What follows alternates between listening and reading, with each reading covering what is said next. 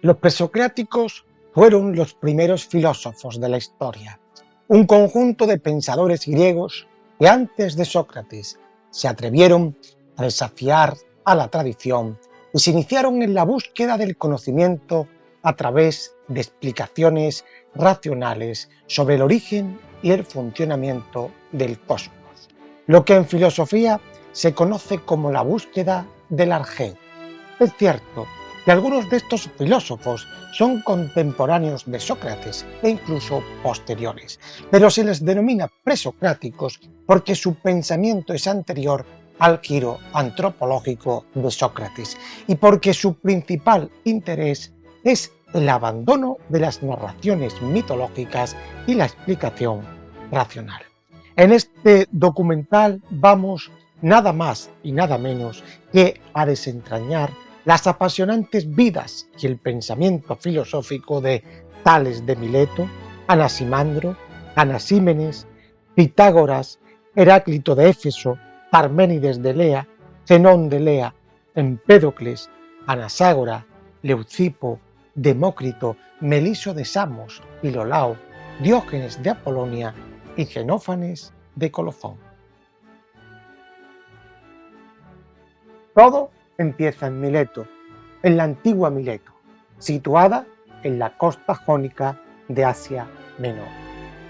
Nace allí, alrededor del 624 a.C., un hombre que cambiaría para siempre la forma en que los seres humanos ven y conciben el mundo. Su nombre es Tales, y aunque su vida nos llega envuelta en las brumas de los siglos, sabemos que su curiosidad insaciable lo lleva a replantearse todo lo que la tradición griega da por sentado. En una época en la que los mitos explican el origen de las cosas, Tales se atreve a hacer algo radical, buscar respuestas en la naturaleza misma. Tales nace en una familia aristocrática en Mileto, una ciudad vibrante y cosmopolita, que se encuentra en la intersección de rutas comerciales entre Grecia, Egipto y Mesopotamia. Mileto es un hervidero de ideas y su posición estratégica como puerto la convierte en un crisol de culturas y conocimiento. Tales crece en este ambiente rico y diverso, donde se mezcla lo comercial con lo intelectual, y desde joven demuestra una inquietud por saber más de lo que los mitos de su tiempo pueden ofrecerle. Durante su juventud realiza varios viajes, siendo el más importante a Egipto. Allí, bajo las enseñanzas de los sacerdotes egipcios, se interesa por la geometría y la astronomía. Es en Egipto donde se dice que aprendió a medir la altura de las pirámides mediante la observación de las sombras y los ángulos. Una anécdota que refleja tanto su capacidad analítica como su habilidad para aplicar el conocimiento teórico a problemas científicos. Pero Tales no se queda en la observación de los fenómenos aislados. En Egipto, al igual que en Mesopotamia, la geometría y la astronomía tenían un propósito práctico y ritualista. Tales, sin embargo, transforma esas enseñanzas en algo más. Al regresar a Mileto, comienza a desarrollar una visión del mundo completamente distinta a la de sus contemporáneos. El universo, para él, no está gobernado por los caprichos de los dioses, sino por principios que pueden ser entendidos mediante la razón. La clave para entender el pensamiento de Tales radica en una pregunta fundamental: ¿de qué está hecho el universo? Para responder, Tales propone una teoría revolucionaria para su época. Afirma que todo lo que existe tiene un principio común, una sustancia única que subyace a todas las cosas. Ese principio es el agua. Esta afirmación podría sonar simplista hoy en día, pero en su contexto es un giro radical. ¿Por qué el agua? Tales observa que el agua es esencial para la vida. Es fluida, puede cambiar de estado y tiene la capacidad de nutrir. El agua puede solidificarse en hielo, evaporarse en vapor y volver a su estado líquido. En la visión de Tales, esta capacidad transformadora del agua lo convierte en el arché, el principio primordial de todas las cosas. No hay necesidad de dioses que intervengan en cada rincón del cosmos. Es el agua, con su dinamismo y su omnipresencia, la que explica la existencia del mundo. Pero la filosofía de Tales no se detiene en la mera observación de la naturaleza física del agua. Para él, el universo está ordenado de manera lógica y coherente. Hay un principio de unidad detrás de la diversidad de los fenómenos naturales, y ese principio es racional. En otras palabras, el mundo puede ser entendido a través del pensamiento racional y no es necesario recurrir a explicaciones sobrenaturales o mitológicas para comprenderlo. Aunque la mayoría de sus escritos se han perdido, podemos reconstruir el pensamiento de Tales a través de los testimonios de autores posteriores, como Aristóteles. En un primer momento, Tales se centra en las preguntas cosmológicas. ¿Qué es lo que sostiene la Tierra? ¿Cómo se originan los fenómenos naturales? Cree que la Tierra flota sobre agua y que los terremotos son causados por el movimiento de ese vasto océano subterráneo. Esta explicación, aunque hoy rudimentaria, marca un intento claro de buscar explicaciones naturales para fenómenos que hasta entonces se atribuían a los dioses. Con el tiempo, su pensamiento se expande. Tales comienza a interesarse por cuestiones más abstractas, como la relación entre el movimiento y la vida. Según algunos testimonios, Tales afirmaba que todo lo que está vivo tiene alma y que el alma es lo que produce el movimiento. Esta idea, aunque difícil de comprender desde nuestra perspectiva moderna, es un intento temprano de explicar el cambio y la transformación en el mundo sin recurrir a entidades sobrenaturales. Otro aspecto clave de la filosofía de Tales es su visión de que el cosmos es un sistema ordenado. Este orden para él es inteligible y puede ser comprendido por el ser humano a través del uso de la razón. Aquí, Tales sienta las bases para una forma de pensar que influirá profundamente en los filósofos que lo siguen. El concepto más importante de su filosofía, como hemos dicho, es el arjé, la idea de que todo lo que existe proviene de esa sustancia primordial que es el agua.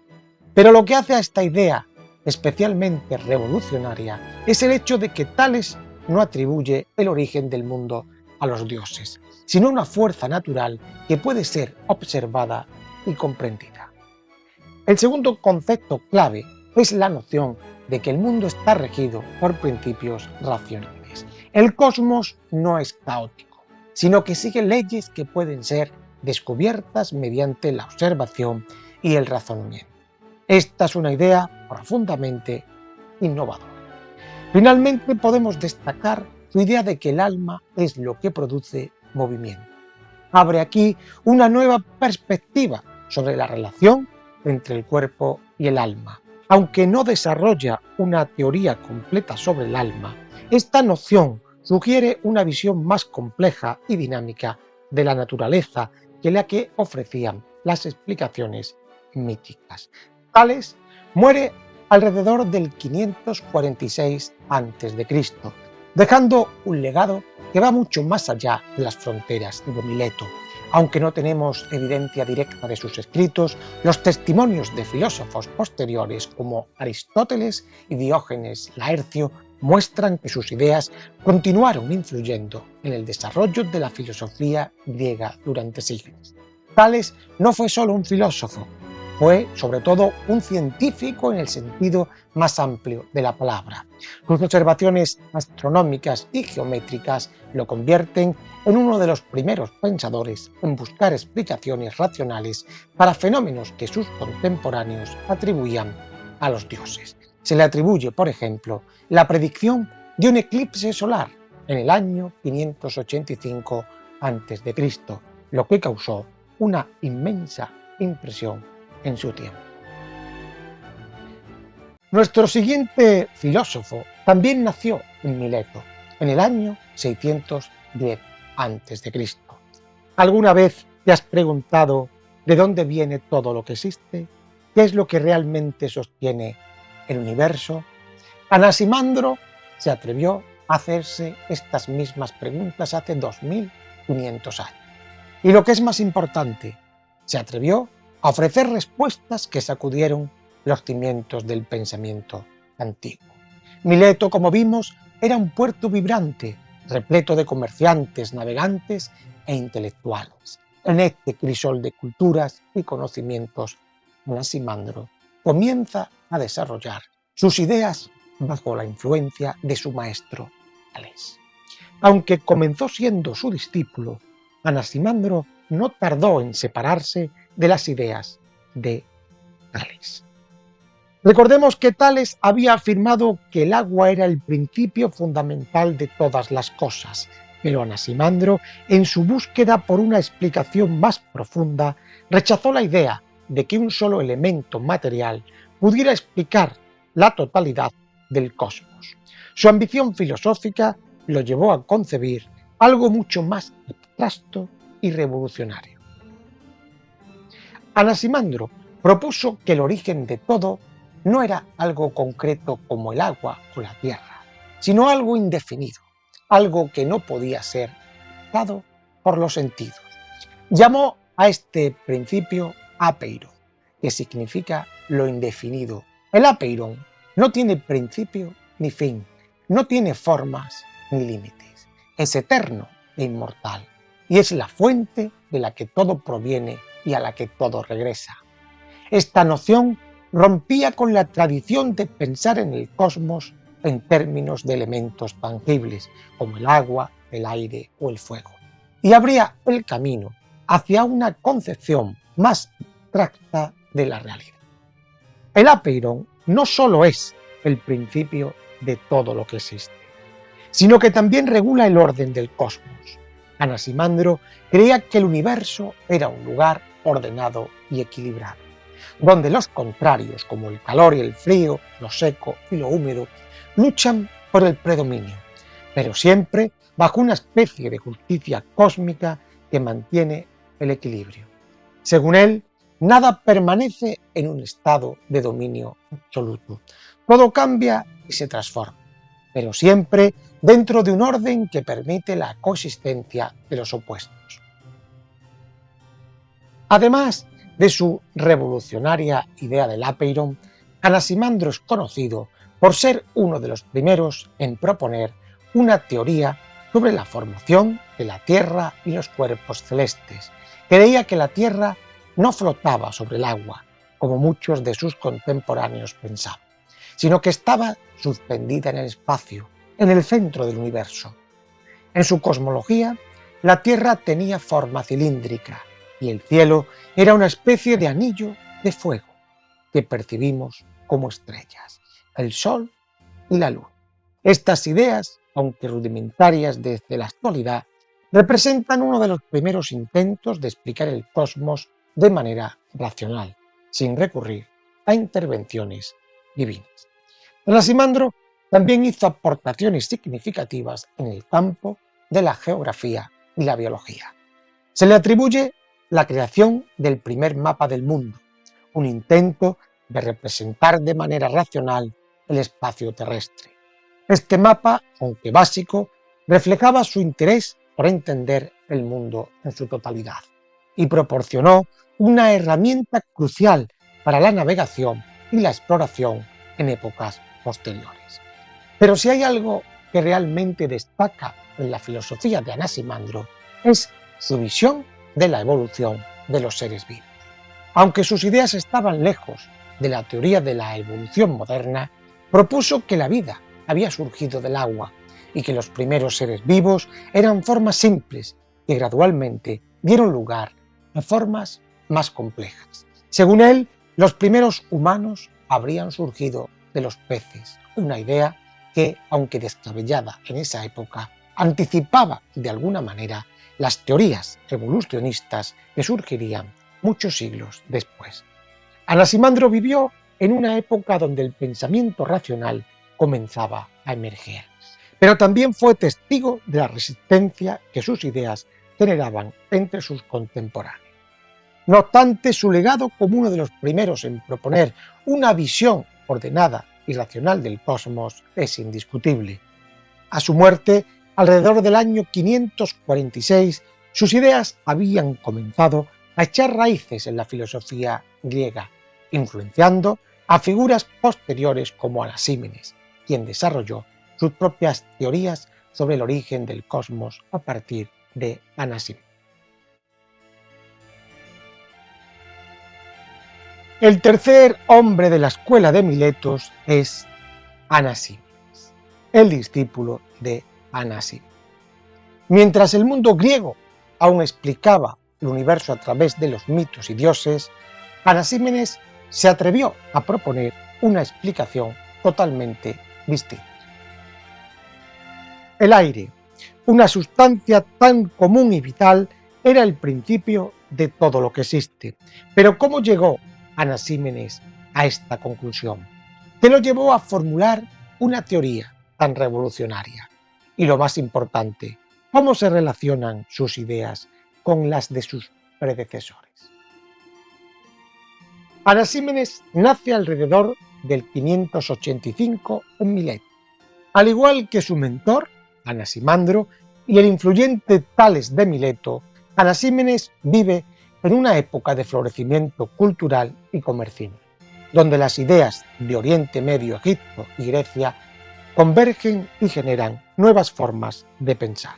No se sabe con certeza cómo fue la juventud de Anaxímenes, pero podemos suponer que recibió una educación similar a la de otros miembros de la aristocracia milesia. Su formación probablemente incluyó estudios en geometría, astronomía y conocimientos prácticos de navegación, lo cual alimentaría su interés por los fenómenos naturales. Su maestro más directo, quien había desarrollado la idea de que el principio fundamental del universo era el apeiron, lo indefinido, Anaximandro lo marcó de una forma fundamental. Sin embargo, Anaxímenes, aunque influido por su maestro al inicio, se apartó de esta noción abstracta para buscar una sustancia tangible que pudiera explicar de manera más directa la constitución del cosmos. El pensamiento de Anaxímenes se centra en la pregunta sobre el arjé, el principio originario de todas las cosas. A diferencia de Anaximandro, que postuló el apeiron, Anaxímenes optó por una idea más concreta, el aire. Según Anaxímenes, el aire no solo es vital para la vida, sino que a través de procesos de rarefacción y condensación se transforma en todos los elementos que componen el mundo. El aire, para Anaxímenes, no es solo una sustancia física, sino una fuerza dinámica que explica cómo el universo se organiza y cambia. Cuando el aire se diluye, se transforma en fuego, el estado más etéreo y ligero.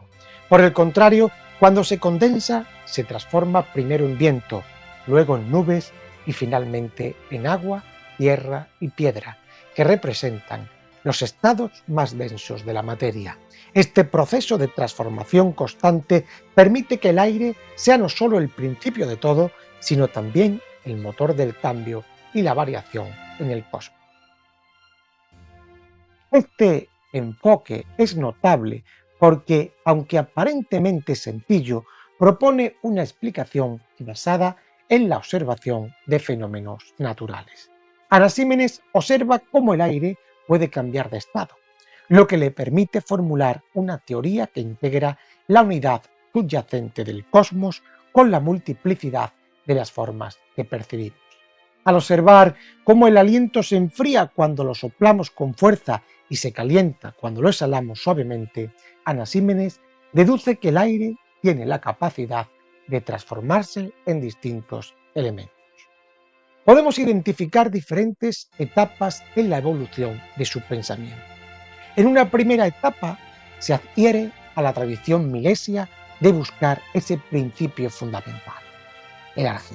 Sin embargo, su ruptura con el concepto de apeiron de Anaximandro representa un paso importante hacia la concreción de su propia teoría. Para Anaxímenes, el arjé no podía ser nada.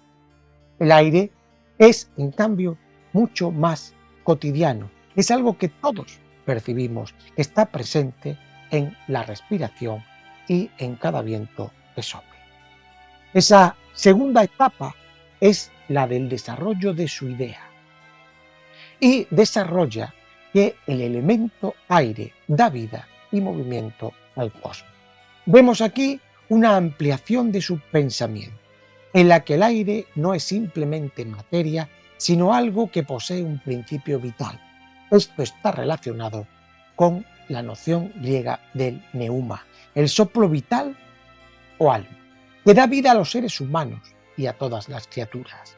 De esta manera, Anaxímenes introduce una visión en la que el aire es simultáneamente físico y espiritual, conectando lo tangible con lo intangible.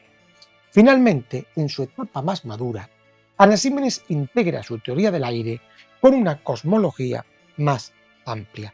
Postula que la Tierra, al igual que otros cuerpos celestes, flota en el aire como una hoja o una tabla.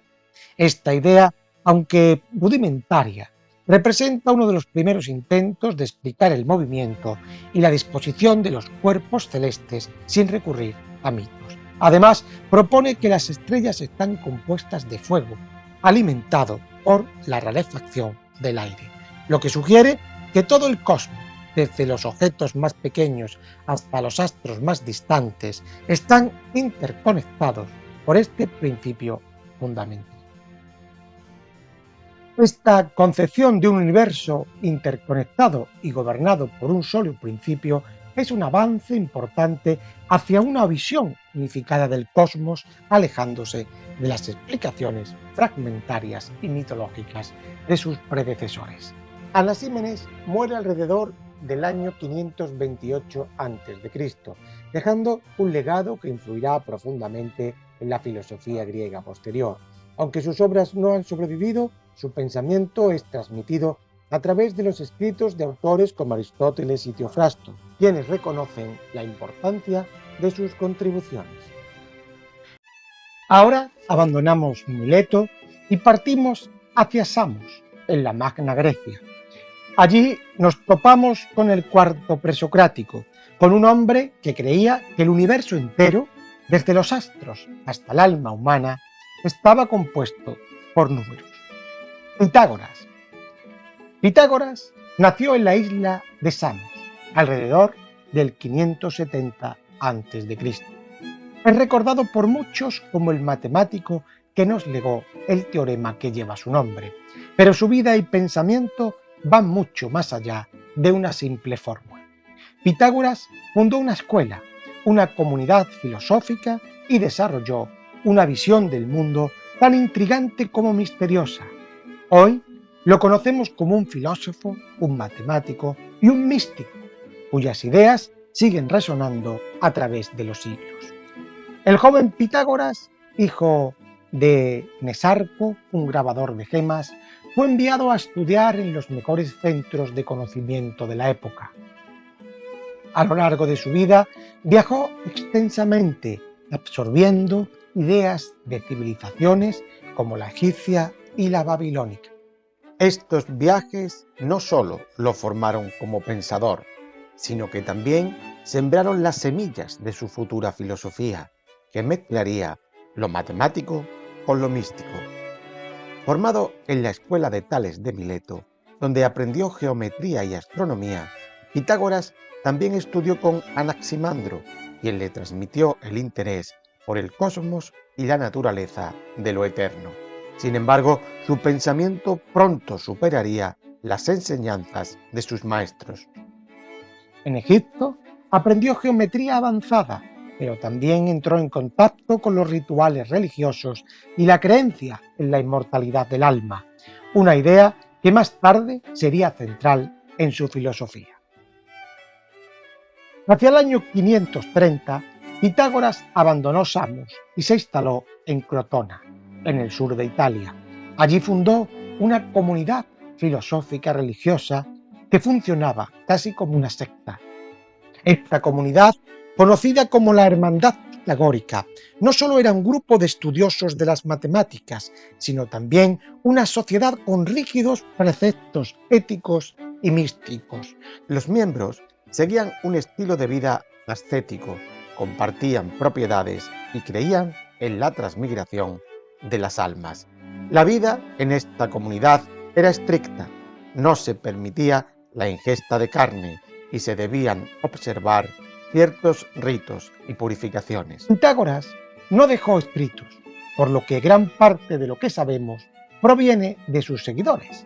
Esto ha llevado a una cierta confusión histórica, ya que a menudo es difícil separar sus ideas originales de las de la escuela que fundó. Aún así, su legado es innegable. Pasemos a la filosofía de Pitágoras. Esencialmente, su pensamiento puede dividirse en tres grandes áreas: la matemática, la metafísica y la ética. Empecemos por la matemática, ya que es en este campo donde se suele ubicar su contribución más conocida. Para Pitágoras, el número no era solo una herramienta para contar o medir, era la esencia misma de la realidad. La frase atribuida a él, todo es número, resume esta visión. Pitágoras creía que los números eran los bloques fundamentales del universo. El orden y la armonía del cosmos podían ser entendidos a través de las relaciones numéricas. El teorema de Pitágoras, que establece que en un triángulo rectángulo el cuadrado de la hipotenusa es igual a la suma de los dos cuadrados de los catetos, no era para él solo un hallazgo geométrico.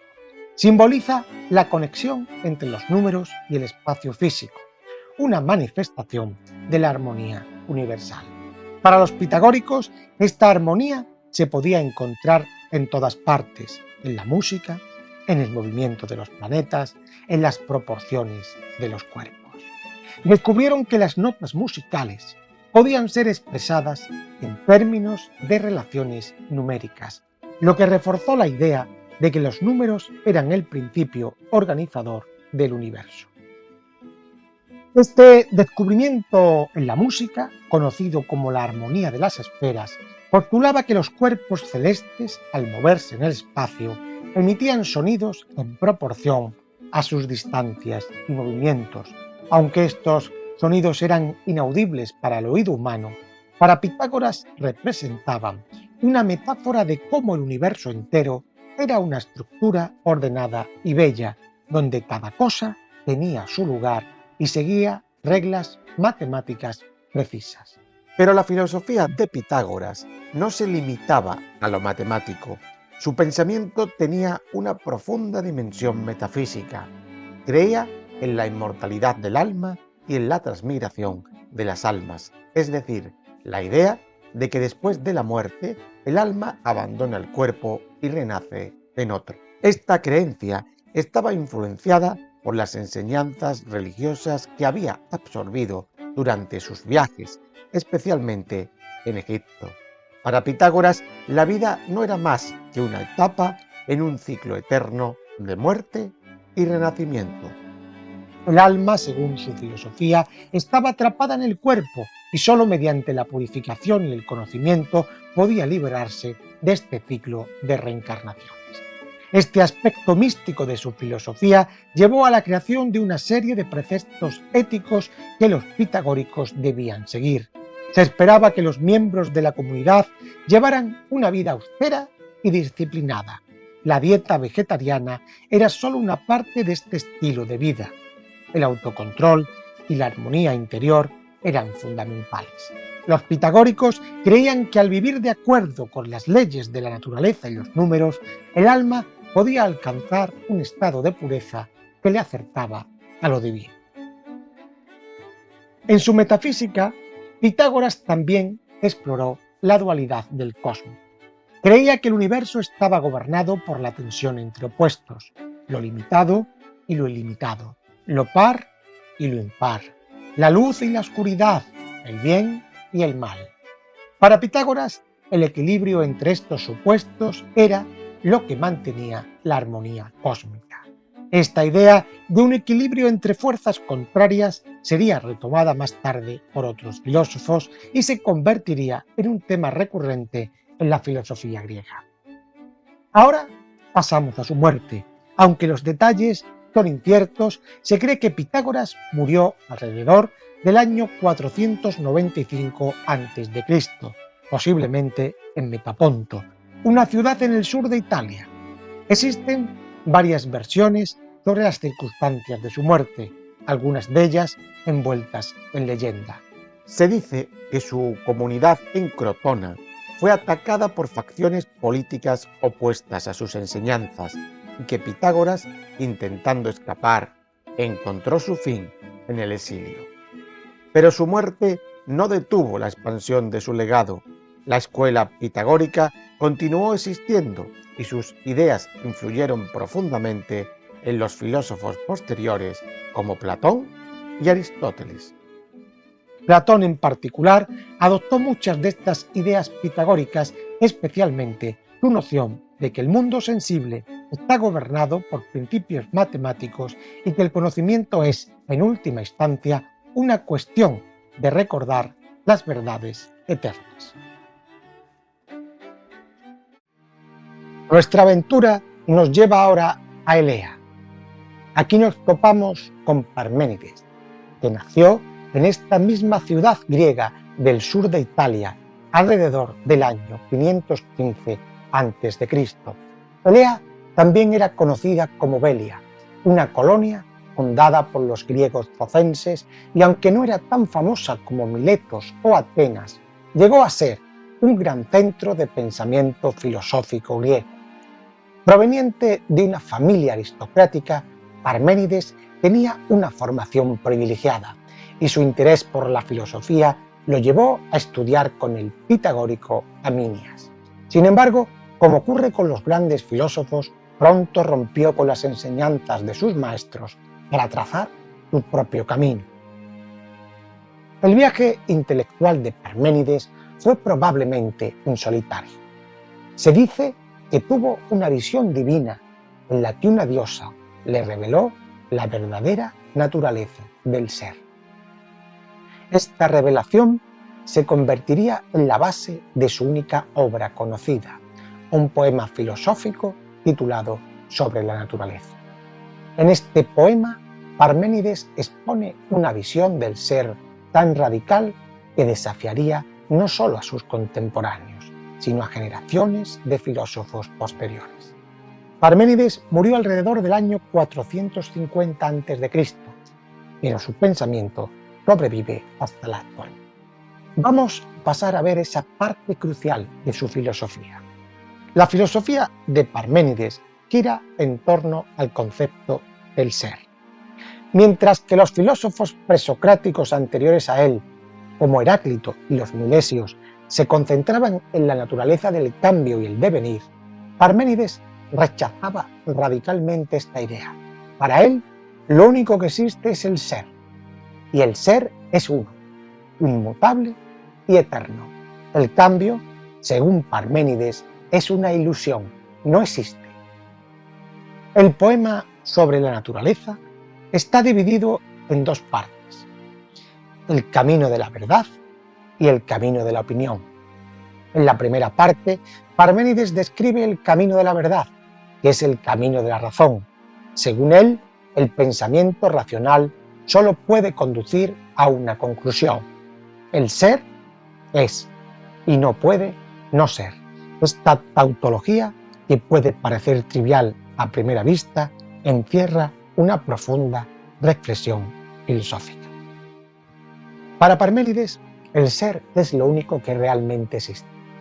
Es indivisible, eterno, inmutable y completo. No puede haber nada fuera del ser, porque fuera del ser solo habría no ser. Y el no ser, por definición, no puede existir. Esto significa que todo lo que percibimos como cambio, multiplicidad o movimiento es una ilusión creada por nuestros sentidos. La verdadera realidad es el ser, y el ser es uno. El ser, según Parménides, es también eterno e inmortal. Si algo existe, entonces siempre ha existido y siempre existirá. No puede haber generación ni destrucción, porque para que algo nazca o muera, tendría que provenir o retornar al no ser. Y el no ser, como ya hemos dicho, no puede ser. Por lo tanto, todo lo que realmente existe ha existido desde siempre y existirá por siempre, sin cambio ni alteración. Este enfoque radical lo lleva a afirmar que el movimiento es imposible. El movimiento implica un cambio de lugar, pero si el ser es uno, indivisible y completo, entonces no puede haber vacío ni espacio para que algo se mueva. El movimiento, por lo tanto, es una ilusión creada por nuestro sentido, no una realidad objetiva. En contraste con el camino de la verdad, Parménides presenta también en la segunda parte de su poema el camino de la opinión, que es el camino de los sentidos y las creencias populares. Aquí describe cómo las apariencias nos engañan, haciéndonos creer en la multiplicidad, el cambio y el devenir. Pero todo esto, según Parménides, es falso. La mayoría de las personas viven en el mundo de las opiniones, creyendo en lo que ven y experimentan a través de los sentidos, sin darse cuenta que la verdadera realidad es completamente diferente. El camino de la opinión es el camino de la ignorancia, mientras que el camino de la verdad es el camino de la razón pura. Este choque entre lo que nos dicen nuestros sentidos y lo que revela la razón es uno de los temas más importantes de la filosofía de Parménides.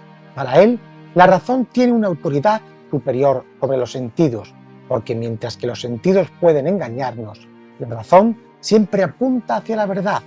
Esta separación entre razón y experiencia fue fundamental en la historia de la filosofía y tuvo un impacto profundo en los filósofos posteriores. En la misma Elea, Parménides encontró un discípulo genial. Ese hombre fue Zenón de Elea, un pensador cuyo legado ha dejado también una huella profunda en la historia de la filosofía. Zenón nació en Elea, alrededor del año 490 a.C. A lo largo de su vida, Zenón se dedicó a una tarea fundamental: defender la idea central de Parménides de que el ser es uno, indivisible, inmutable y eterno. Frente a las críticas que sugerían que la percepción del cambio y el movimiento era real, Zenón empleó un método muy particular: las paradojas. Con estas paradojas, Zenón no solo buscaba refutar a sus adversarios, sino también mostrar que las nociones cotidianas de espacio, tiempo y movimiento conducían a contradicciones insuperables cuando se las sometía a un análisis lógico riguroso. Poco se sabe sobre los detalles de su muerte, pero según algunas fuentes, Zenón fue arrestado en su ciudad natal tras involucrarse en una conspiración política contra un tirano de Elea. Se dice que durante su tortura prefirió la muerte antes que delatar a sus cómplices, mostrando la misma determinación y coherencia con la que defendía su filosofía. Entremos ahora en el núcleo de su pensamiento. La parte que ha hecho a Zenón inmortal en la historia de la filosofía son las paradojas, su legado más perdurable, y su objetivo principal era demostrar que las nociones comunes de pluralidad y movimiento eran imposibles desde el punto de vista lógico. Quizás la más famosa de sus paradojas es la de Aquiles y la tortuga. En esta paradoja, Aquiles, el guerrero más rápido de la antigua Grecia, se enfrenta a una tortuga en una carrera. Aquiles le da a la tortuga una ventaja inicial y luego comienza a correr. Zenón argumenta que por más rápido que corra Aquiles, nunca podrá alcanzar a la tortuga. ¿Por qué? porque cuando Aquiles llega al punto donde estaba la tortuga ya ha avanzado un poco más, y cuando Aquiles alcanza ese nuevo punto, la tortuga ha avanzado nuevamente. Así, aunque Aquiles se acerque infinitamente a la tortuga, nunca la alcanzará, ya que siempre habrá una distancia, por pequeña que sea, una distancia que los separa. Esta paradoja desafía nuestra comprensión intuitiva del movimiento. Si aceptamos que Aquiles nunca puede alcanzar a la tortuga, entonces algo está fundamentalmente mal en nuestra concepción del espacio y el tiempo. Lo que Zenón está sugiriendo aquí es que si el espacio y el tiempo pueden dividirse infinitamente, entonces el movimiento no puede ocurrir, ya que el objeto en movimiento tendría que atravesar infinitas distancias en un tiempo finito, lo cual es imposible. Otra de las paradojas más conocidas de Zenón es la paradoja de la dicotomía. Esta paradoja nos dice que para llegar de un punto A a un punto B, primero debemos recorrer la mitad de la distancia entre A y B. Pero antes de llegar a ese punto medio, debemos recorrer la mitad de esa mitad. Y así sucesivamente. Como hay infinitas mitades que recorrer, parece que nunca podemos llegar realmente al punto B, ya que siempre nos quedará una distancia, por pequeña que sea. Al igual que con la paradoja de Aquiles, Zenón nos enfrenta a una contradicción en esta paradoja. Si el espacio puede dividirse infinitamente, entonces el movimiento se vuelve imposible. Una tercera paradoja de Zenón es la paradoja de la flecha. En esta paradoja argumenta que una flecha disparada nunca puede estar en movimiento. ¿Por qué? Porque en cada momento del tiempo la flecha está ocupando un espacio determinado, y si está ocupando un espacio, entonces no está moviéndose. En consecuencia, si en cada momento del tiempo la flecha está inmóvil, entonces el movimiento no existe. Estas paradojas no son meros juegos lógicos. Zenón las utiliza para defender la idea de Parménides de que el ser es uno e inmutable, y que todo lo que percibimos como cambio y movimiento es una ilusión. Zenón también desarrolló otras paradojas menos conocidas, como la paradoja del estadio, donde argumenta que la percepción del tiempo y el movimiento es incoherente cuando tratamos de comparar cuerpos en movimiento con cuerpos en reposo. Todas estas paradojas, aunque diferentes en su formulación, apuntan a la misma conclusión: la pluralidad y el cambio no son reales, sino ilusiones de nuestros sentidos. Nuestro siguiente filósofo nos lleva a otra polis griega, Éfeso, una pequeña ciudad en Asia Menor. Allí nos topamos con Heráclito, un ser solitario que despreciaba a la gente por no ser capaces de ver más allá de lo aparente. Un hombre que veía en el cambio constante la clave para entender la realidad. Heráclito nació en Éfeso, una próspera ciudad portuaria en la costa de Asia Menor, alrededor del año 535 a.C. Provenía de una familia noble y se dice que renunció a la posición política que le correspondía por derecho, prefiriendo una vida de reflexión solitaria. A diferencia de otros filósofos de su tiempo, Heráclito no buscaba discípulos ni tenía una escuela. Sus enseñanzas eran crípticas, envueltas en frases cortas y enigmáticas que han desconcertado a los intérpretes durante siglos.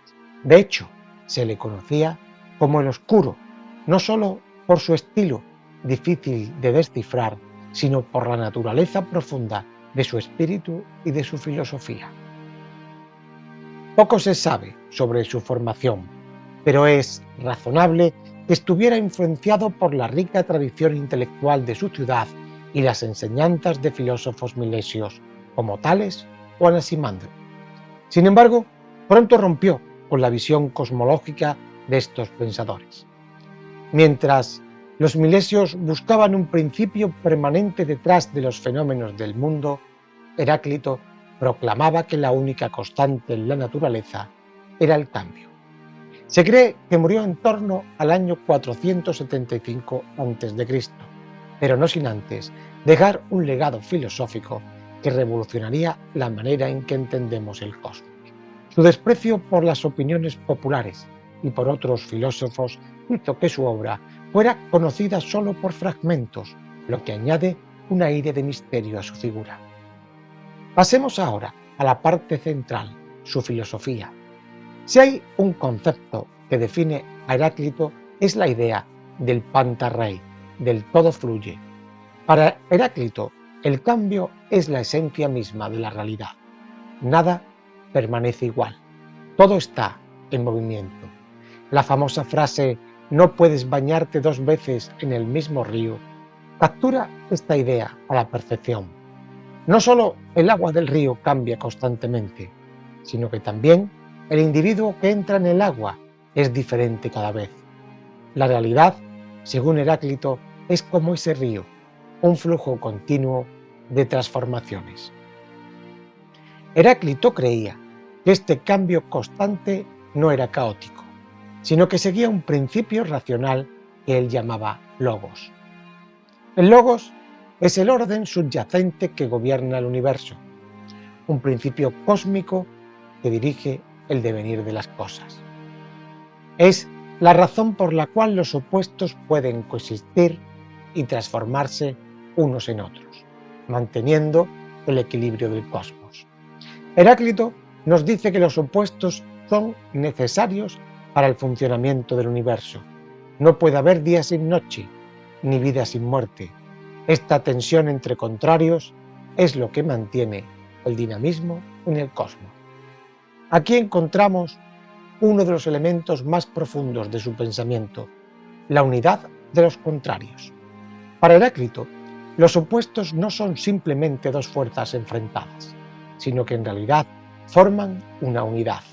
El calor y el frío, la vida y la muerte, el bien y el mal, no son entidades separadas, sino expresiones de una misma realidad subyacente. Esta idea, profundamente paradójica, sería retomada por filósofos como Hegel, quien vio en Heráclito una anticipación de su propia dialéctica. Heráclito también propone una visión dinámica del alma humana. Creía que el alma, al igual que el universo, está en constante movimiento. Para él, el alma podía alcanzar diferentes estados según su nivel de pureza, y lo más elevado que podía lograr era comprender el logos y vivir en armonía con él. Este concepto de un alma en movimiento, atrapada entre opuestos, anticipa muchas de las ideas que luego desarrollaría el estoicismo. Pero la influencia de Heráclito no se limita a la metafísica. Su idea del logos también tiene profundas implicaciones éticas. Para él, vivir bien significa vivir de acuerdo con el logos, comprender y aceptar el cambio y la tensión entre los contrarios. Aquellos que se aferran a una visión estática del mundo, que buscan certezas inmutables, están destinados al fracaso. La sabiduría, para Heráclito, reside en aceptar el flujo constante de la realidad y encontrar el orden en el cambio. Heráclito también introduce el concepto del fuego como el arjé, el principio primordial de todas las cosas. En lugar de agua, aire o tierra, Heráclito elige el fuego porque es la manifestación más clara del cambio constante. El fuego transforma todo lo que toca y por eso es el símbolo perfecto de la naturaleza siempre cambiante del universo. El fuego no solo destruye, también crea. En ese ciclo de destrucción y de regeneración, Heráclito ve el reflejo del cosmos entero. La guerra, para Heráclito, es el padre de todas las cosas. No hablaba de la guerra en el sentido bélico, sino como una metáfora de la lucha entre contrarios. Para él, esta lucha es lo que impulsa el cambio y la creación. La vida misma es producto de esta guerra cósmica entre opuestos. A lo largo de su vida, Heráclito mostró un profundo desdén por la mayoría de las personas, a quienes consideraba incapaces de entender el logos.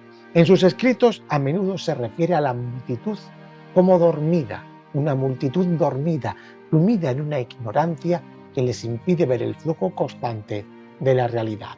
Para Heráclito, solo unos pocos son capaces de despertar a la verdadera naturaleza del universo y vivir en consonancia con el logo. Este aislamiento intelectual le ganó el desprecio de sus contemporáneos, pero también le aseguró un lugar único en la historia de la filosofía. Los pitagóricos, que promovían una visión del cosmos basada en la armonía y el número, rechazaron su concepción de la realidad como algo en perpetuo conflicto. Nuestro camino filosófico nos lleva ahora a Agrigento, una ciudad en la isla de Sicilia, perteneciente por esa época a la cultura griega. Allí nos recibe Empédocles, que nació alrededor del 494 a.C. En su vida combinó la ciencia, la filosofía, la política e incluso la religión de una manera única. Se dice que provenía de una familia noble y adinerada, lo que le permitió acceder a una educación privilegiada. Sin embargo, su vida no se limita a los salones de estudio, sino que estuvo profundamente implicado en la política de su ciudad y en una búsqueda espiritual intensa, lo que lo llevó a ser considerado no solo como un filósofo, sino también como un profeta y un sanador. Empédocles nació en una época de gran agitación política y cultural en Grecia. Agrigento, su ciudad natal, era una próspera polis situada en la costa sur de Sicilia, conocida por su riqueza y poder. Desde joven, Empédocles mostró un interés especial por los misterios de la naturaleza y el cosmos. Se cree que recibió una amplia formación en filosofía y ciencias naturales, probablemente influenciado por las enseñanzas de los pitagóricos y de Parménides. De hecho, su pensamiento muestra una profunda conexión con los pitagóricos en su concepción de la armonía y la relación entre los opuestos. Pero lo que hace a Empédocles tan singular no es solo su capacidad de absorber las ideas de sus predecesores, sino su capacidad para fusionar estas influencias y crear una visión del mundo que abarca tanto lo físico como lo espiritual. Para él, la filosofía no era solo un ejercicio intelectual, era una vía para entender el mundo y al mismo tiempo el universo, alcanzando la trascendencia. La obra filosófica de Empédocles se expresa en dos grandes poemas principales sobre la naturaleza y purificaciones. Estos textos, aunque solo han sobrevivido en fragmentos, ofrecen una visión clara de su pensamiento. En su filosofía, Empédocles introduce la teoría de los cuatro elementos: tierra, agua, aire y fuego. Según él, estos cuatro elementos son las raíces de todas las cosas y constituyen el principio fundamental del cosmos. Para Empédocles, ninguna de estas raíces desaparece ni se crea de nuevo. En cambio, se combinan y separan en diferentes proporciones para formar las distintas cosas que percibimos en el mundo. Esta es su respuesta a la pregunta que habían planteado los filósofos presocráticos sobre el arjé, el principio de todas las cosas. A diferencia de los pensadores que le predecieron, como Tales, que proponía el agua, Empédocles introduce una visión pluralista. Los cuatro elementos no son suficientes para explicar el cambio y la transformación. Aquí es donde Empédocles introduce dos fuerzas cósmicas que gobiernan la interacción de los elementos: el amor y la discordia. El amor es la fuerza unificadora, la que atrae los elementos y los une para formar las cosas. La discordia, por otro lado, es la fuerza divisiva, que separa y desintegra las combinaciones de los elementos. Este dualismo de fuerzas es fundamental para entender su cosmología. Para Empédocles, el cosmos está en un ciclo eterno de unión y separación. En ciertos momentos el amor domina y los elementos se combinan en armonía, creando formas de vida y orden. En otros momentos la discordia prevalece y las cosas se desintegran y se separan.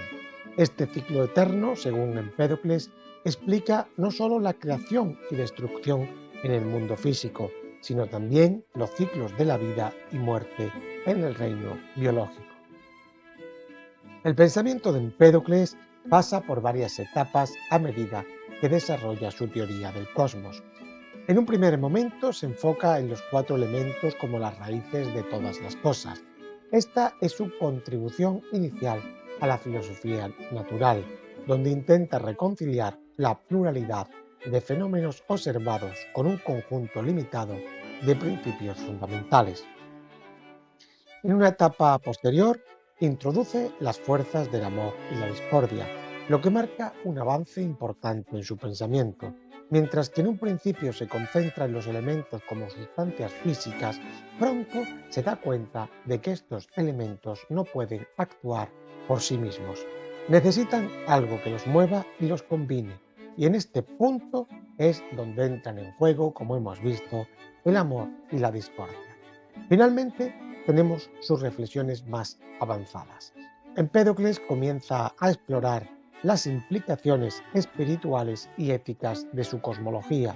En su poema Purificaciones introduce la idea de la transmigración del alma, una noción que toma prestada de los pitagóricos. Según esta creencia, las almas son inmortales y están condenadas a un ciclo de reencarnación, pasando de una forma de vida a otra hasta que se purifican y pueden escapar de este ciclo. Esta visión ética y espiritual complementa su cosmología física, creando una visión integral del universo que abarca tanto lo material como lo inmaterial. El cosmos, para Empédocles, no tiene principio ni fin, sino que está en un ciclo eterno de creación y destrucción. El amor y la discordia alternan en su dominio del cosmos, lo que provoca que los elementos se combinen y se separen en un proceso interminable. Este ciclo eterno ofrece una explicación para los procesos de cambio en el mundo, sin recurrir a la idea de una creación o destrucción absoluta. La muerte de Empédocles es tan enigmática como su vida. Según una famosa leyenda, Empédocles se arrojó al cráter del volcán Etna para demostrar que era un dios inmortal. Aunque esta historia es probablemente apócrifa, refleja el carácter casi mítico que rodea su figura. Su muerte ocurrió en el año 434 a.C., pero su legado filosófico perdura hasta nuestros días. Nuestro siguiente filósofo nos lleva de vuelta a Mileto, y su nombre es Leucipo. Nació probablemente aquí, en Mileto, en algún momento del siglo V a.C. Leucipo se considera el fundador del atomismo, la teoría que postula que toda la realidad está compuesta por pequeñas partículas indivisibles llamadas átomos. Aunque su vida está envuelta en el enigma y muchos detalles de su biografía se han perdido, su legado filosófico sigue siendo de una importancia fundamental para la historia del pensamiento. Poco se sabe, como hemos dicho, sobre la certeza de su vida y los testimonios de autores antiguos son contradictorios. Aunque se cree que nació en Mileto, hay fuentes que la asocian con Abdera o Elea, lo que ha generado confusión sobre su origen exacto. A pesar de esta incertidumbre, es claro que Leucipo recibió una educación filosófica influenciada por las ideas de los milesios, particularmente la de Anaxágoras y Empédocles, quienes también buscaron principios materiales para explicar la realidad. La contribución principal de Leucipo a la historia de la filosofía es la teoría del atomismo, una concepción radical que rompe con las nociones anteriores de los presocráticos sobre el arjé.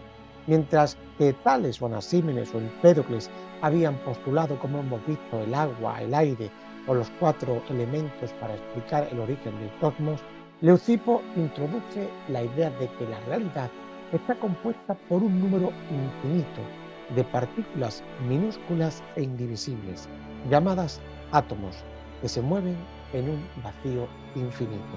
Átomo significa indivisible. Los átomos de Leucipo no tienen cualidades sensoriales, es decir, no tienen color, sabor ni olor. Solo poseen cualidades cuantitativas como el tamaño, la forma y el peso, y todas las cualidades que percibimos en el mundo Colores, olores, texturas son el resultado de las combinaciones de estos átomos en diferentes posiciones. Esta concepción materialista y mecanicista del cosmos fue una ruptura radical con las ideas más metafísicas de sus predecesores. Pero la innovación más significativa de Leucipo no fue solo la introducción de los átomos, sino también la idea del vacío. Hasta entonces, la mayoría de los filósofos habían negado la posibilidad de la nada.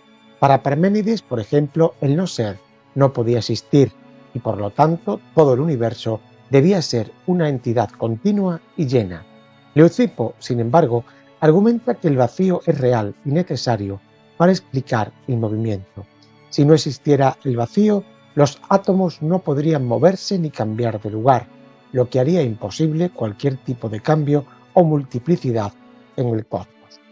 En la filosofía de Leucipo, los átomos se mueven constantemente en el vacío. Este movimiento es eterno y no requiere de ninguna causa externa, simplemente sucede. A medida que los átomos se mueven, chocan entre sí, se desvían y se combinan para formar los objetos que percibimos en el mundo. Estas combinaciones de átomos explican la diversidad de formas y fenómenos que observamos.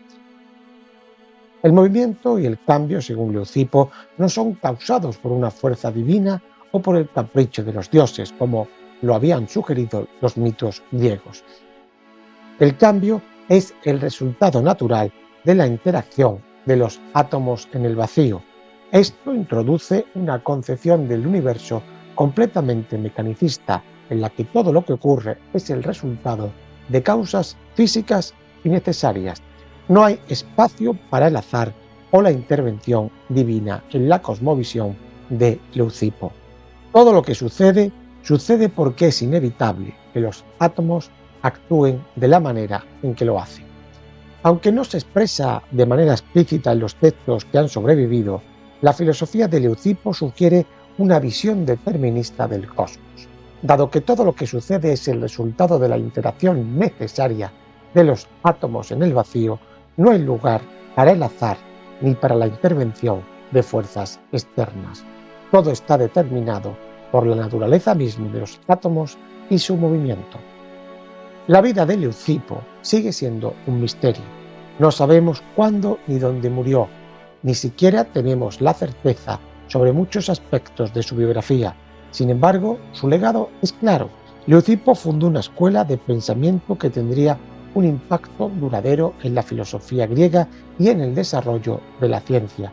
Su discípulo más famoso, Demócrito, expandiría y desarrollaría sus ideas y juntos se les considera los fundadores del atomismo.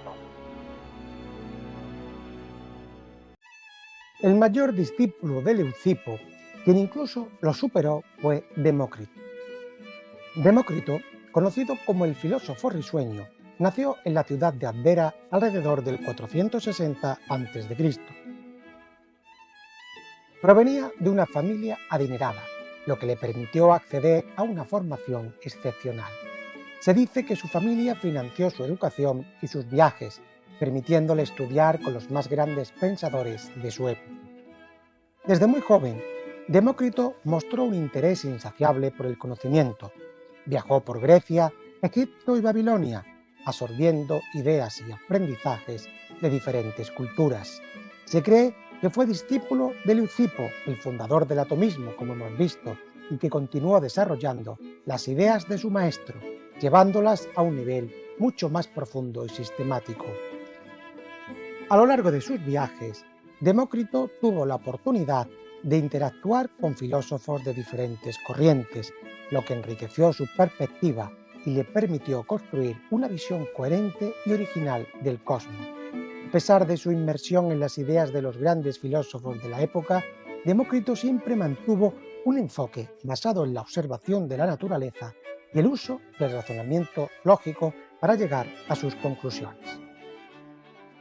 El núcleo del pensamiento de Demócrito es su teoría atomista, una visión materialista y mecanicista del universo.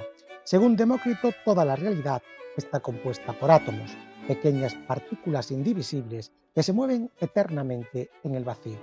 Estos átomos, aunque invisibles a los ojos humanos, son la base de todo lo que existe. Son eternos, inmutables e indestructibles. A través de su movimiento en el vacío, los átomos se combinan de diferentes maneras para formar todos los objetos y seres vivos que percibimos en el mundo. La idea de Demócrito de que el universo está compuesto por átomos no se detiene en lo físico. Para él, incluso los fenómenos mentales son el resultado de la interacción de los átomos. Esta visión radicalmente materialista contrasta con las teorías más espirituales o teleológicas de filósofos como Platón o Aristóteles. En la concepción de Demócrito, el universo no tiene un propósito divino, ni una dirección moral predeterminada. Todo ocurre de acuerdo con las leyes mecánicas del movimiento de los átomos. Esos átomos son infinitos en número, varían en forma, tamaño y peso y se mueven eternamente en un vacío infinito.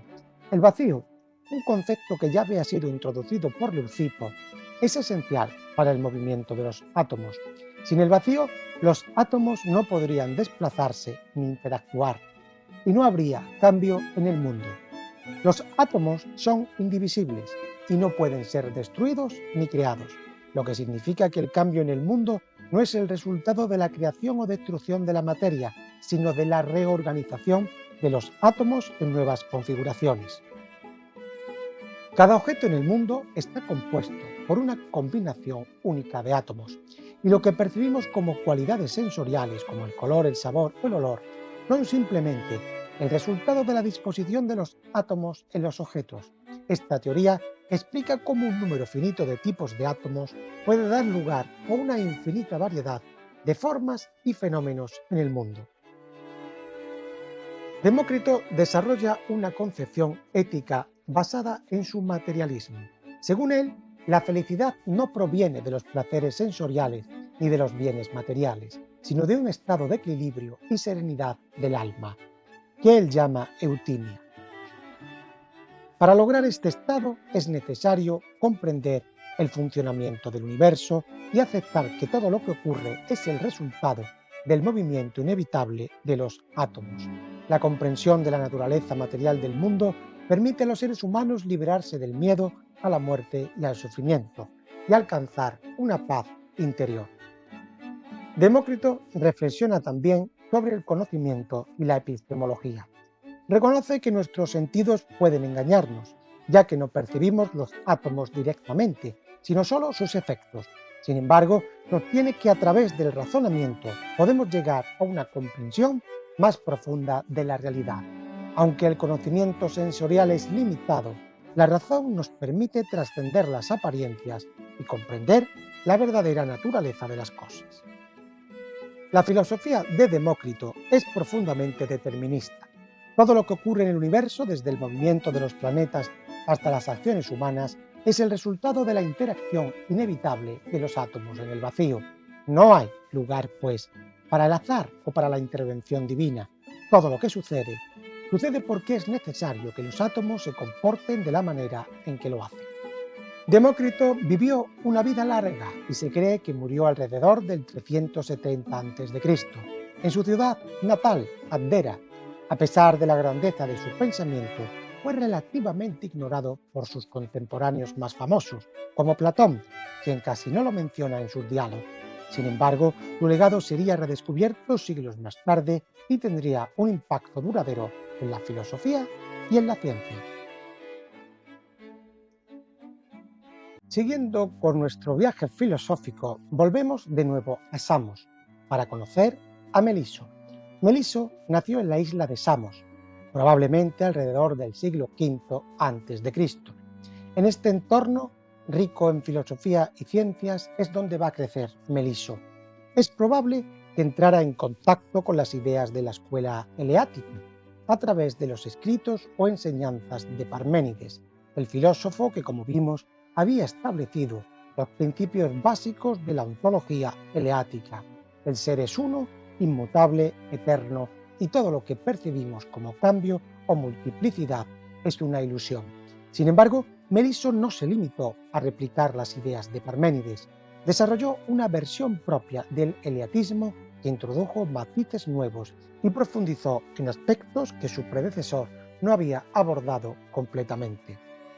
El núcleo del pensamiento de Melisso gira en torno al concepto del ser.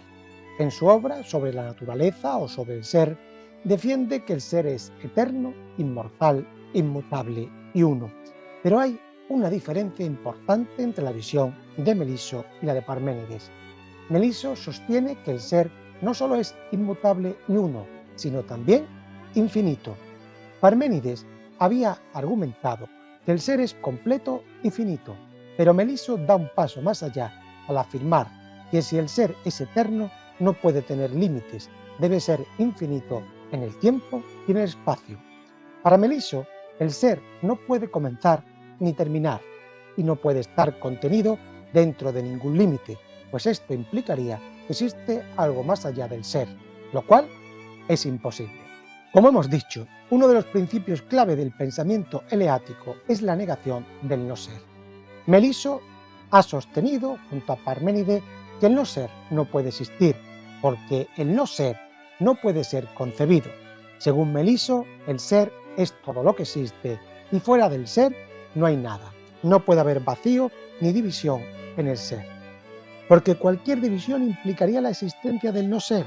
De este modo, Melisso niega la posibilidad de que el ser pueda ser divisible o múltiple. Debe ser completamente uno e indivisible.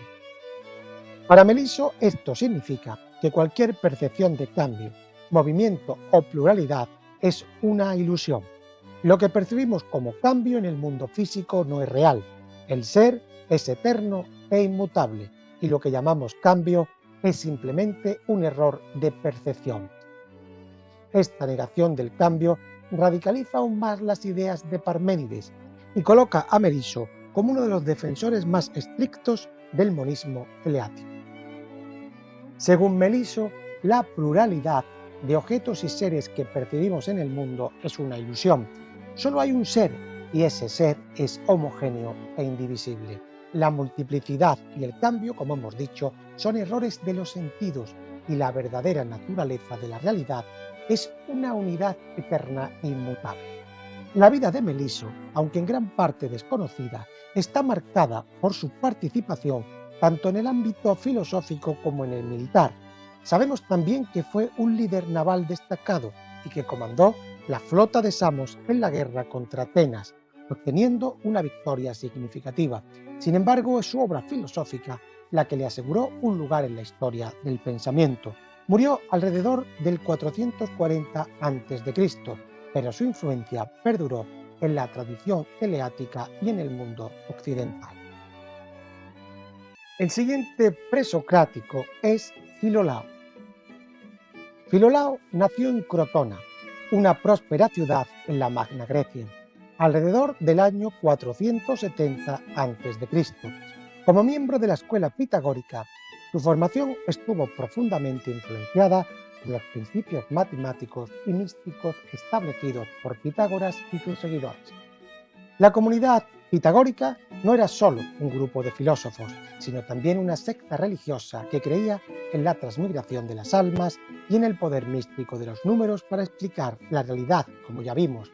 El joven Filolao creció en este ambiente de fervor intelectual y religioso, donde los números y las proporciones eran vistos como la clave para entender el cosmos.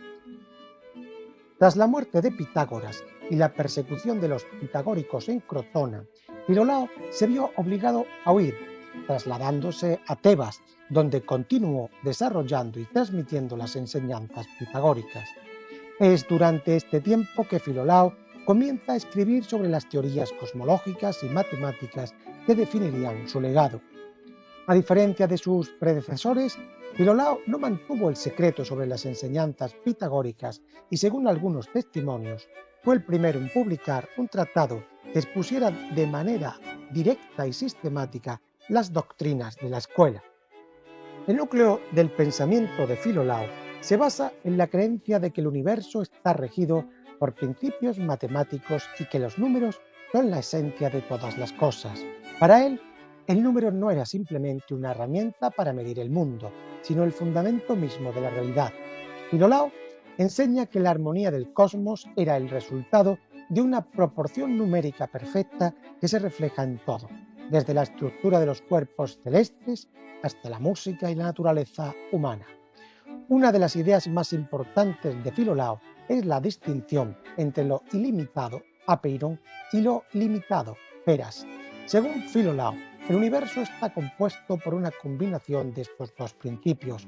Lo limitado representa el caos, la indefinición, mientras que lo limitado es lo que da forma y estructura a ese caos. La interacción entre lo limitado y lo ilimitado genera todas las cosas en el cosmos.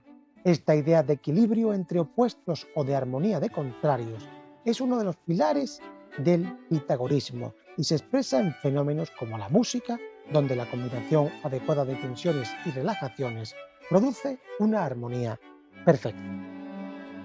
Una de las contribuciones más significativas de Filolao fue su visión cosmológica, que anticipó de manera sorprendente algunas ideas que más tarde serían desarrolladas en la astronomía moderna.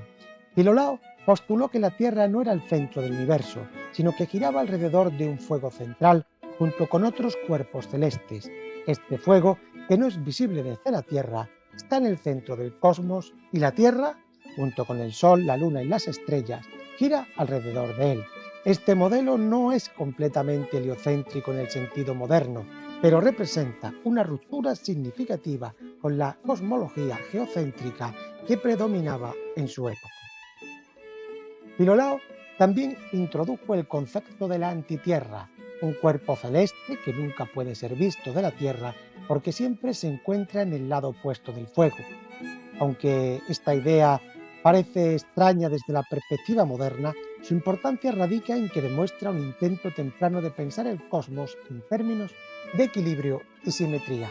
El sistema de Filolao, con su combinación de cuerpos celestes que giran alrededor de un centro común, se adelantó en muchos aspectos a las ideas de Copérnico que surgirían casi 2000 años después. Filolao murió en Tebas, donde pasó gran parte de su vida tras su exilio. Su influencia en el pitagorismo y en la filosofía posterior fue considerable. Aunque muchos de sus escritos se han perdido, su pensamiento fue transmitido a través de los pitagóricos y más tarde influyó en filósofos como Platón, quien adoptó muchas de sus ideas sobre el número y la armonía. Nuestro siguiente presocrático nos lleva a la ciudad de Apolonia. Aquí sobresale Diógenes de Apolonia, nacido en algún momento del siglo V a.C.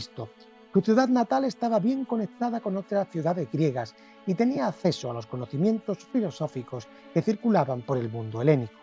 Aunque no se tienen muchos detalles sobre su formación, es evidente que Diógenes fue influenciado por las corrientes filosóficas que le precedieron, especialmente la de Anasímenes y Anaságoras.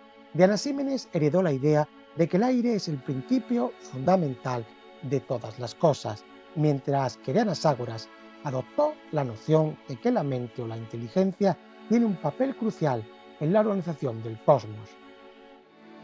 Diógenes también parece haber estado en contacto con la tradición jónica de la filosofía natural, que buscaba explicar el mundo físico a través de principios racionales y observaciones empíricas.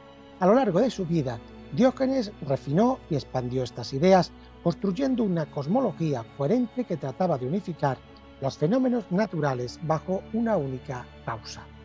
El centro de su filosofía es su convicción de que el aire es el principio fundamental de todo lo que existe.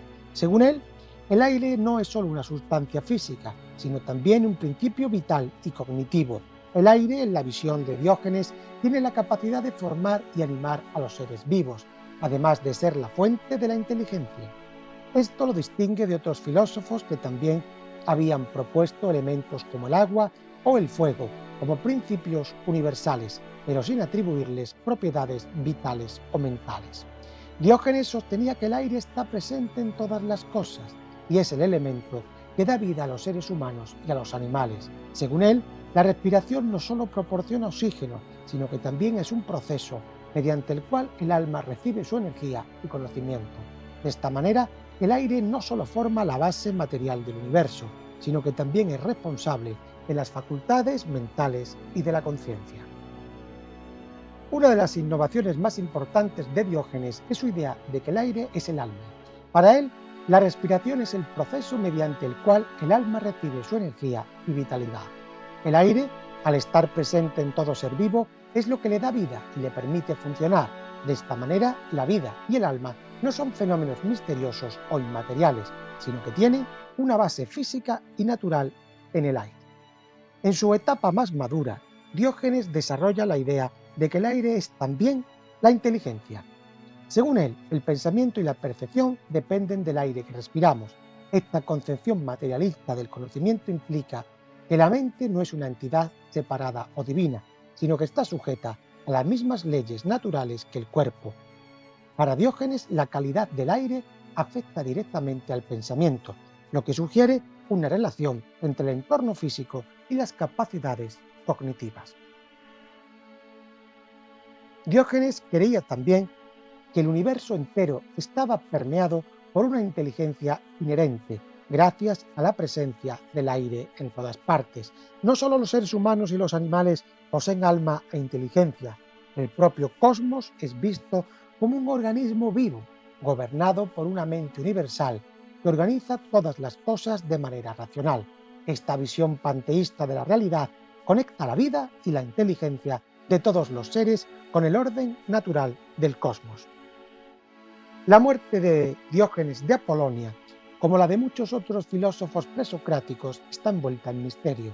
Se cree que murió alrededor del 428 a.C., pero no se conservan detalles específicos sobre su fallecimiento. Aunque su obra no sobrevivió en su totalidad, su legado fue transmitido a través de los escritos de autores posteriores como Aristóteles, quien mencionó y criticó algunas de sus ideas. Diógenes fue uno de los últimos presocráticos importantes y su enfoque en la unificación de los principios vitales y materiales influyó en el pensamiento posterior. El último de los filósofos presocráticos es Genófanes, nacido alrededor del año 570 a.C. en la polis de Colofón, una ciudad en la región de Jonia, en la costa occidental de Asia Menor. En esta época, Jonia era un centro intelectual vibrante donde florecieron las primeras reflexiones filosóficas sobre el cosmos, el ser y los dioses. La educación de Genófanes probablemente estuvo influenciada por esta rica tradición filosófica y por las interacciones con otros pensadores jónicos como Tales y Anaximandro.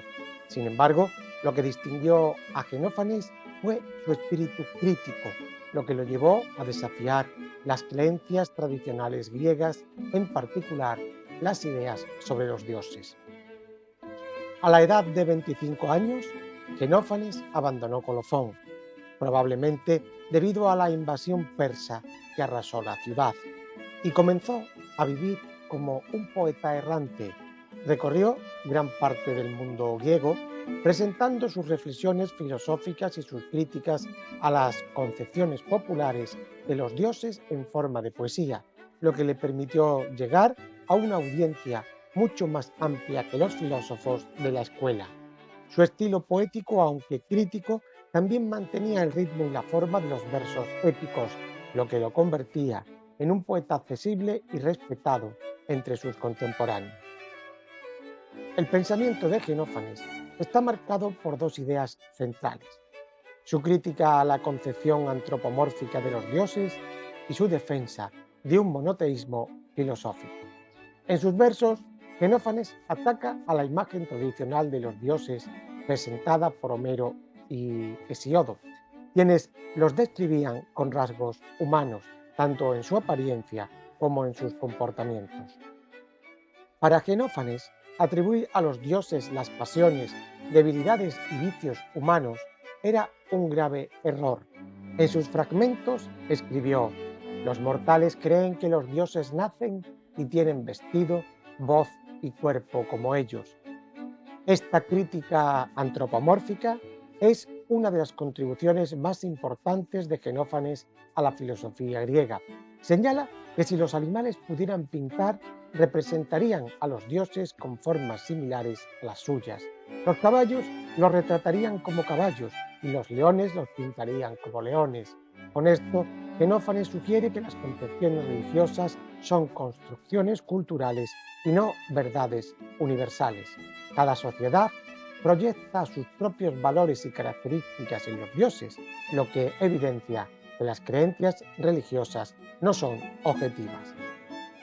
Frente a esta visión antropomórfica, Xenófanes propuso una concepción más abstracta de lo divino.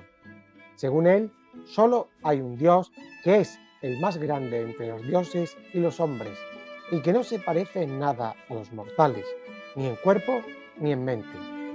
Este Dios es inmóvil y todo lo ve, todo lo oye y todo lo piensa. Es una entidad trascendental, eterna, que gobierna el universo sin moverse, utilizando solo el poder de su mente. Con esta afirmación, Xenófanes se adelanta al monoteísmo filosófico que más tarde influiría en Platón y Aristóteles y que también recuerda a las concepciones teológicas del cristianismo. Xenófanes también reflexiona sobre el conocimiento humano y su limitación. Afirmaba que los humanos nunca pueden alcanzar la verdad completa y que todo conocimiento está basado en conjeturas. Según este filósofo, incluso si alguien lograra decir la verdad absoluta, no podría saber que lo ha hecho, ya que el conocimiento humano está siempre condicionado por la percepción limitada y subjetiva. Esta perspectiva introduce un escepticismo moderado en su pensamiento, sugiriendo que la búsqueda de la verdad es valiosa, pero siempre es incompleta. Xenófanes murió alrededor del año 475 a.C., probablemente en Elea, donde algunos estudiosos creen que pudo haber influido en el desarrollo de la escuela eleática, liderada por Parménides. Aunque su pensamiento no tuvo impacto inmediato de otros filósofos de su tiempo, su legado perduró a través de sus críticas a la religión y su visión unificadora de lo divino.